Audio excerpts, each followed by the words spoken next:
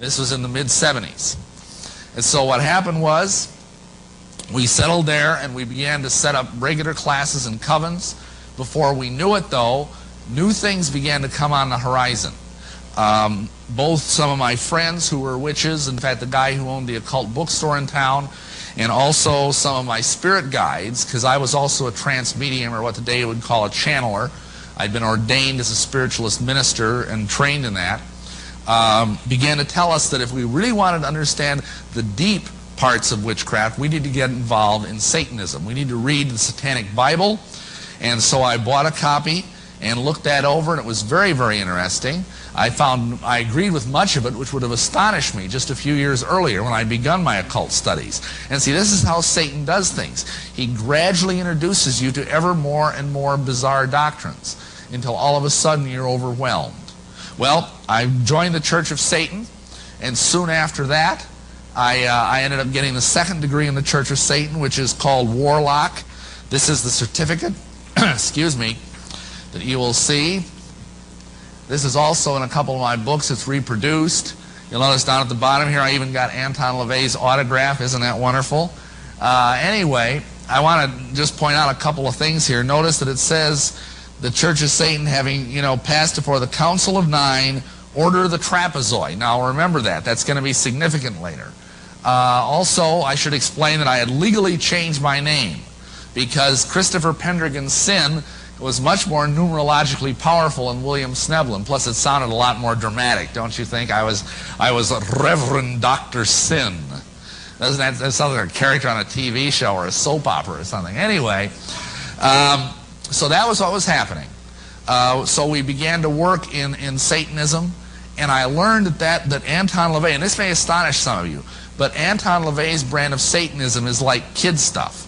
It's entry-level Satanism, so to speak, because it's used primarily to draw people into the darker stuff. And it's very evil, don't get me wrong. I mean, it's not like it's a Sunday school picnic or anything, but compared to the real serious Satanism, it's totally, totally harmless, relatively speaking.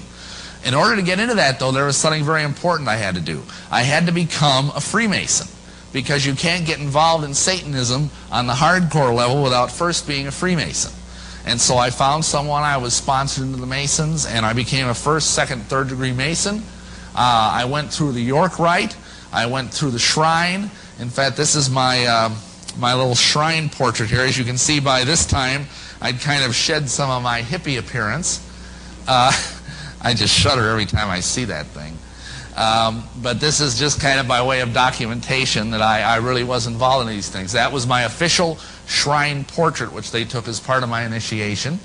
Then soon after that, this is my certificate as a sublime prince of the royal secret. That's the title, 32nd degree Mason. See, Masons love big sounding titles. I mean, they just think that's the greatest thing. They have titles like perfect master, most perfect master, perfect excellent master. Like these people have a self-esteem problem, right? Anyway, there's a couple things I just want you to notice about this, and I'll come back to it later. You'll notice the all-seeing eye up there, and you'll notice the motto, Ordo Ab Chao. And we'll talk more about those later. So once I went through all of that, I was worthy. I was ready to become involved in hardcore Satanism. What did that mean? Well, that meant I had to sell my soul to the devil. I didn't know that the devil already had it. Amen? This is a little ceremony that the devil likes to do, and I had to sign my name on the contract in blood. I had to sign my name in the black book. The deal was that I got 7 years in which the devil would give me anything I wanted. He'd given me wine, women, song, dope, power, you name it, I'd have it. Then at the end of those 7 years, he got to kill me and take me to hell. What a deal. Anybody want to sign up? Yeah, you see, you got to understand something. The satanic doctrine here is that hell is not what we believe it is, or what the Bible teaches it is. The satanic doctrine is that hell is this incredible party. It's like a non-stop, all-eternity orgy. So you're smoking dope, you're fornicating your brains out, you're listening to rock and roll through all eternity. And it's party-hardy time, whereas we were told that heaven was a place where losers that couldn't stand the dark, violent ecstasies of hell would just sit up there and strum on a dang harp for all eternity and just be bored, silly. So, bad scene. We thought hell was better. So this was how deceived I became. I went out and I got more and more involved in these various things. I signed up more people to sell their souls to the devil. I'm ashamed to say that now. But continually this was happening. And essentially, the next thing that happened, before I could get onto the priesthood of Satanism, excuse me, I had to get 7 people to sell their souls to the devil. The other thing I had to do, and this might astonish some of you, is I had to become a Catholic priest. I had to go back to my original vocation, because you cannot be a satanic priest unless, first of all, you're a Catholic priest. And if that surprises you, I just suggest that you go and you read some of the medieval literature. You'll see that that is in fact the case.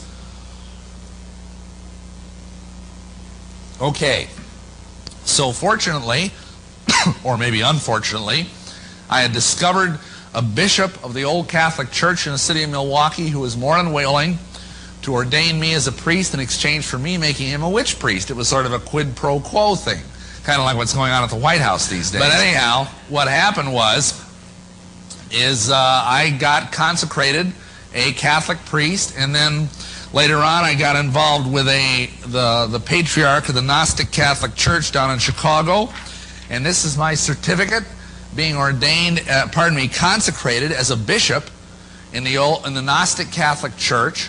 And you'll notice a couple of other things that might be important here. One is that you'll notice that this is the ancient and primitive rite of Memphis and Mizraim. Now this is in French, and I apologize for that.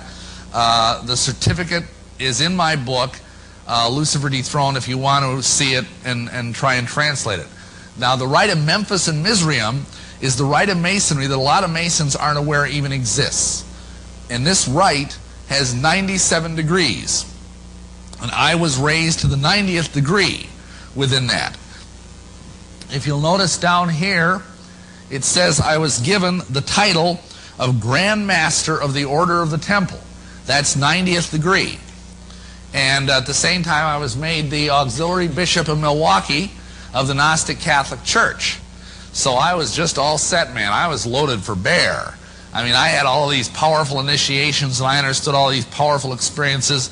And this basically took me over what is called the abyss. Now, that's an occult term, and I don't have time to explain entirely what it means, except once you get over the abyss in occult progress, in ceremonial magic, you transcend good and evil. You become beyond such mundane considerations as good and evil. You're beyond morality. And you become essentially a god living on the earth, walking, and you basically look at human beings as if they were cattle. And so at this point I made a choice. I was asked to make a choice, because to move through what is called 8th degree within this particular system, I had to choose to either study lycanthropy or else vampirism. Now lycanthropy is a fancy word for werewolves. It's learning how to be a werewolf. Now I knew a couple of werewolves, and I learned from them that in fact it's rather a painful process. And I'm not really into pain, you know, so I decided I'd rather inflict pain than receive it. So instead I went the route of vampirism. So I was taken down and introduced to in a church down in Chicago, which was wholly given over to this vampiric cult. And I was made to drink the blood of what I now believe to be a fallen angel, and he in turn drank my blood, and by doing that something happened to my blood, and I was actually physiologically transformed in many subtle ways. My blood type changed. It became impossible for me to eat. I couldn't eat anything. I couldn't drink anything except blood. The only solid food I consumed was the